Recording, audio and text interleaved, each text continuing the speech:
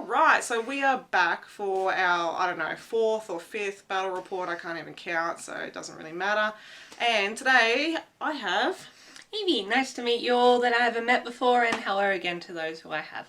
And you are playing? I'm playing Daughters of Khaine. Yeah, filth, I know, but it's a bit of fun. I don't normally play it, so I'm having some fun with it and borrowing a model of Michael. Guess which one? No, I don't even want to look at her. If anyone can't guess, it's anyway, so I'm playing Ironjawz, and yes, I'm stealing Michael's list from the other day, because one, I'm too lazy to make my own. And the scenario we are playing is Places of Arcane Power, so we'll see how this goes. I can't say I'm overly confident, but we will see what happens. So, keep watching. This is my list of filth. I'm running Hagna, of course.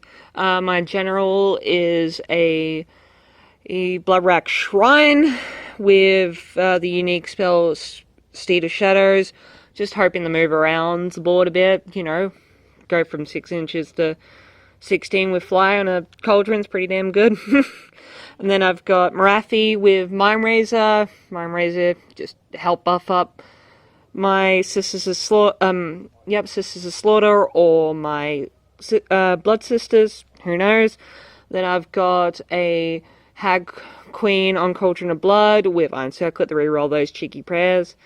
And the unique prayer she's got is Bless the King, which allows me to count the battle round higher, so that with Hagnar I can hopefully get that turn free reroll of hits sooner. And then finally I've got this Hag Queen on foot with Cataclysm Murder that makes 6s blow up, which will let my units hit a bit even harder. And finally I've got a unit of 15 Blood Sisters, which I'm hoping will do some good mortal wounds output across the board. I've got a unit of 30 Sisters Slaughter, which I'm hoping, you know, can take a punch and deal with it and get across the board pretty well. And then I've got just a chaff line of 10 Witch Elves that I'm hoping will just be useful. Yep, I'm looking forward to it. Okay, so I am mixing it up by playing Ironjawz. And yes, it is the same list that Michael was running the other day because I'm too lazy to make my own. So we have got the 2 Maw Crushers. The white one is my general. He has the Ironclad trait, so he is re-rolling saves over 1. He also has the Ethereal Amulet, so he's ignoring Rend as well, so that's pretty handy, 3-up re-rolling 1s. The green Maw Crusher has the Metal Ripper's Claw, so he has a weapon that will be -3 Rend, so just hopefully he can be a bit more angry and do some damage. I also have a Weird Knob Shaman. He has got the Golden Tooth artifact, so 12-inch bubble ignore battle shock, which does come in handy because we all know that Ironjawz do not have great leadership. They're pretty terrible. And then I have 5 units of 10 Ardboys, and then the Iron Suns Battalion and the Iron Fist Battalion. So they will be moving d6 inches in the hero phase. I'm going to try and sneak in some teleporting and maybe some combat in there. We'll see how we go. Let's do it.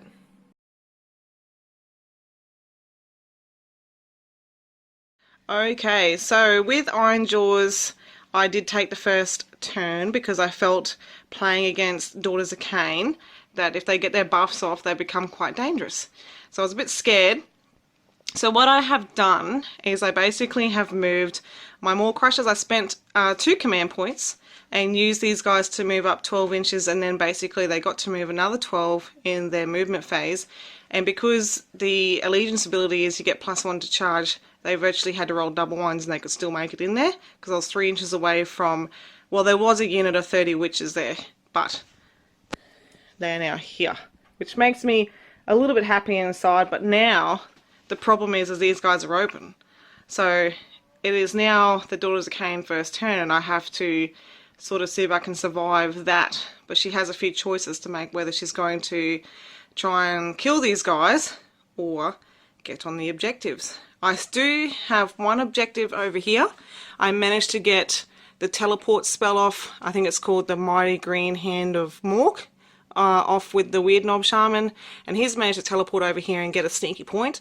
I've tried to protect him with a unit of Ardboys there, so we'll see how that goes. I'm quite confident at the moment because there's nothing sort of in that vicinity. The other Ardboys have moved up behind, as you can see. And just to make everyone dizzy, I'm going to swing over here. These Ardboys here are just sort of hanging back because those lovely front ladies can run and charge. So I sort of want to make the job harder for them, but it also puts me on the back foot if she gets a double turn because I'm stuck in my sort of deployment zone. I don't have any heroes on any other objectives yet, and because you can't retreat, I'm in a little bit of a pickle. So we'll see how the first turn goes for the daughters. End of Daughters of Khaine, turn 1. Not much really happened. I moved up and transformed Marathi. Failed to get my Avatar of Khaine active in the game with the prayer, which wasn't really good, and since all my 30 Sisters of Slaughter gone, I lost some power on the board. Ended up moving Marathi up and charging into the Maw Crusher with the Cauldron to try and get some assistance in because my 15 Blood Sisters failed their charge with a they needed a 5-inch charge and they rolled 4 twice. Basically Marathi got it quite down to basically 2, 3, 4 wounds left, but the Cauldron failed to even do a wound left, and it took 4 in return. With the end of the score at the moment, it's 1-1 because I moved Marathi in and piled around and took the center objective while Gemma still holds the side over here. And now we go to priority. Alright, this is a big one. We are doing priority for turn 2.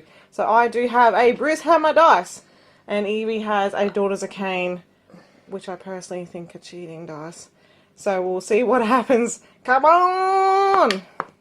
Okay, this is the end of Daughters turn 2.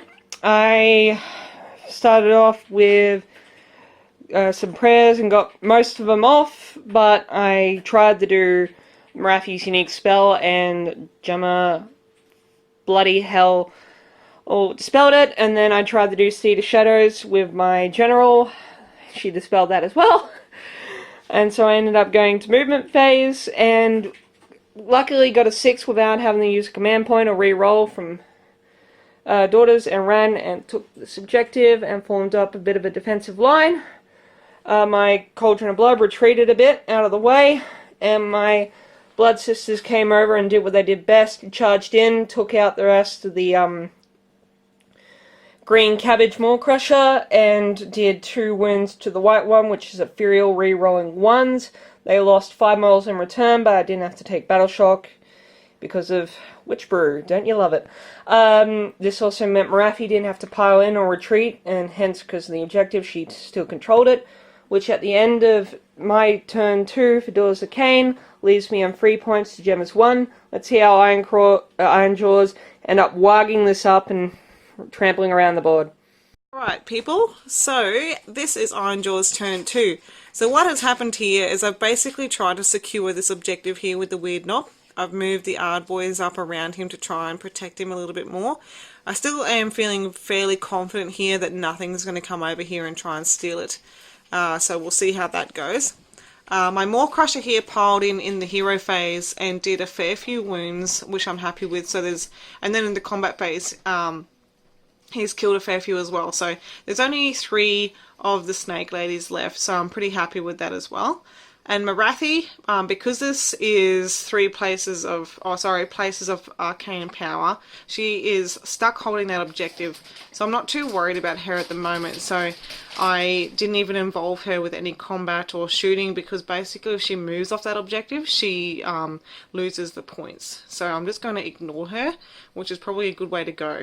So over here, combat, I end up having to charge my Ardboys in because I really need to kill her hero here that's holding this objective. I end up killing 5 witches, so hopefully if I win priority I can get into that hero there and try and do some damage. Because she holds 2, I'm already behind, so I really need to catch up. And that's basically Ironjawz turn 2, so we're going to go for priority. And I am only on, I get 2 points this turn, so I'm on 3 in total, so I'm 1 point behind. So fingers crossed I can win some priority. People, we are going into priority for turn 3. So once again I have a Brishammer dice, and Evie has got a Daughters of Khaine dice. So let's go. Come on, Marathi. Yay! Okay, so Ironjawz turn 3. My big boss here has taken 6 wounds, but he managed to attack in the hero phase and kill off that unit of snakes that were there.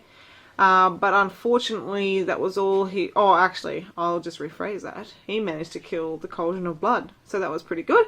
But he could not get over here. So I was trying to teleport him over here, but unfortunately I did not roll high enough to get the spell off. So that has hurt me a lot, because at the moment I really need to get her off the objective. So Smashing and Bashing activated, and these guys here in the red and silver were able to attack. I think they killed 3 witches, which was pretty cool. So that left 2 remaining, and then this unit here managed to kill 1, so there's only 1 left, and they did pass their battle shock.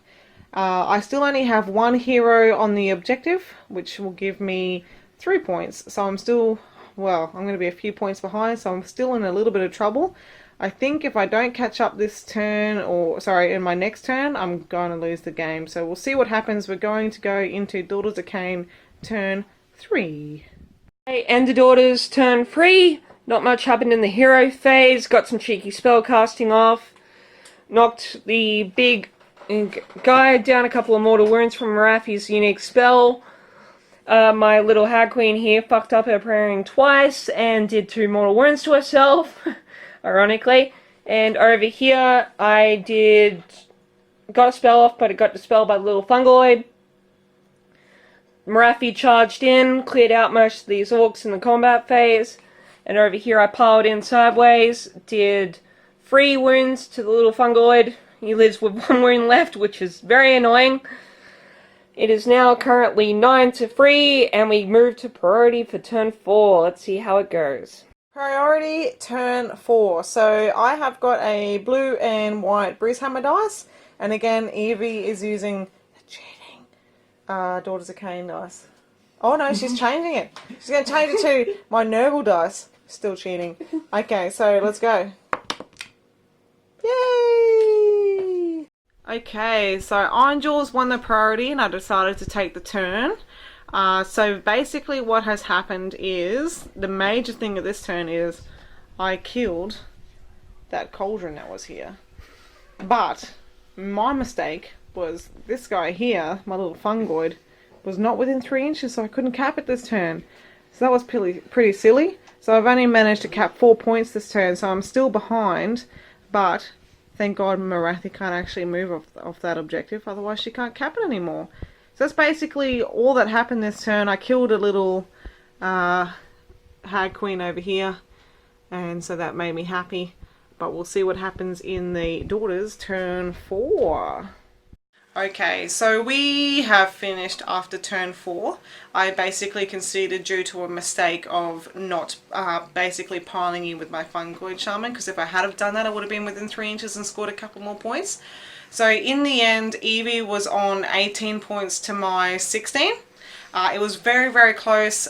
She only had Marathi left in the end. Ironjawz are quite good in the new edition. What did you think? Oh, it was a great game. It was really, really close. Marathi just basically got stuck in the middle objective holding points, but it came down to some weird dice rolls and some funny shenanigans that just made us laugh, but also changed the flow of the game, so it was great fun. I will have to say that I'm glad it was a scenario that heroes had to cap the objective, because Marathi running around the table would have basically just, I would have lost in probably turn 3, I'd say. I got really lucky that this scenario popped up after we chose armies, so it was interesting. This is the first time I ran Marathi, so I made a lot of mistakes, but that's how you learn. So basically people just remember that when you move your heroes in hero capping objectives, in those scenarios, just make sure that you move them in range of 3 inches. Like I didn't do that, so I lost the points. So just keep an eye out for that. Otherwise, keep tuned and get ready for the next one. See you later. See ya.